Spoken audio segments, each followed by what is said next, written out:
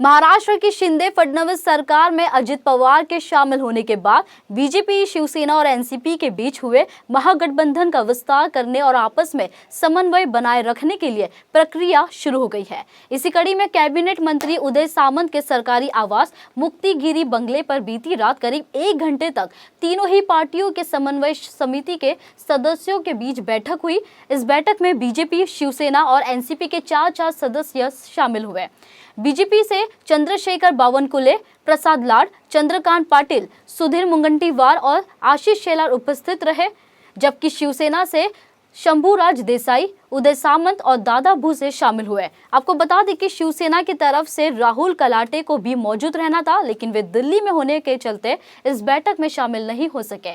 वहीं एनसीपी के अजित पवार के खेमे से सुनील तटकरे, छगन भुजबल, दिलीप वलसे पाटिल और धनंजय मुंडे इस बैठक में मौजूद रहे। इस बैठक में तीनों ही पार्टियों ने बूथ लेवल से पंचायत और पार्लियामेंट तक आपसी समन्वय बनाए रखने पर चर्चा की। इस दौरान बीजेपी प्रदेश अध्यक्ष चंद्रशेखर बावनकुले ने कहा कि बैठक में हुए फैसलों की जानकारी सभी पार्टियां अपने अपने जिला अध्यक्षों तक पहुंचाएंगे, ताकि आने वाले समय में आपस में समन्वय बनाया जा सके।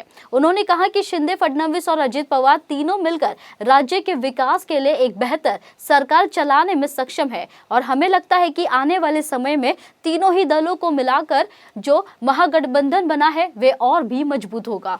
सेकंड, देखिए, भारतीय जनता पार्टी, शिवसेना और राष्ट्रवादी, ये तीनों पार्टी का बूथ लेवल से पंचायत से पार्लियामेंट तक जितने भी हमारे क्षेत्र है वहाँ पे संगठनात्मक समन्वय होना चाहिए और गवर्नमेंट लेवल पर भी संगठन और गवर्नमेंट का समन्वय होना चाहिए।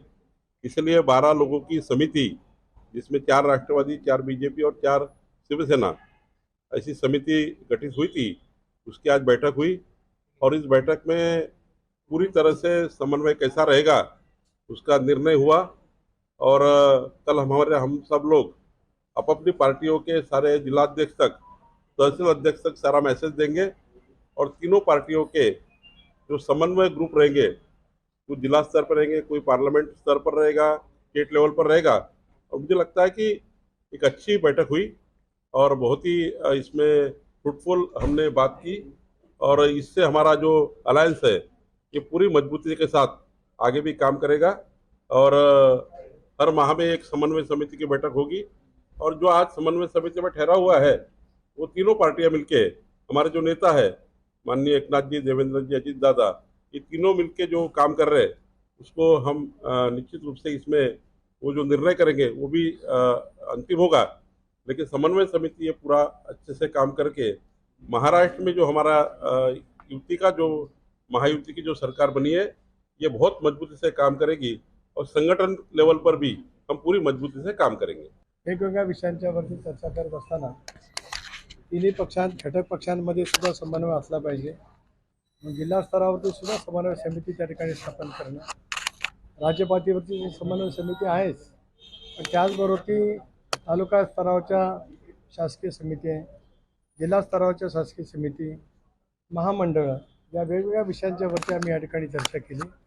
विधिमंडळाच्या समित्या सुद्धा अद्यापही त्या ठिकाणी नेमल्या गेल्या नाहीत, त्या संदर्भात सुद्धा आम्ही त्या ठिकाणी चर्चा केली।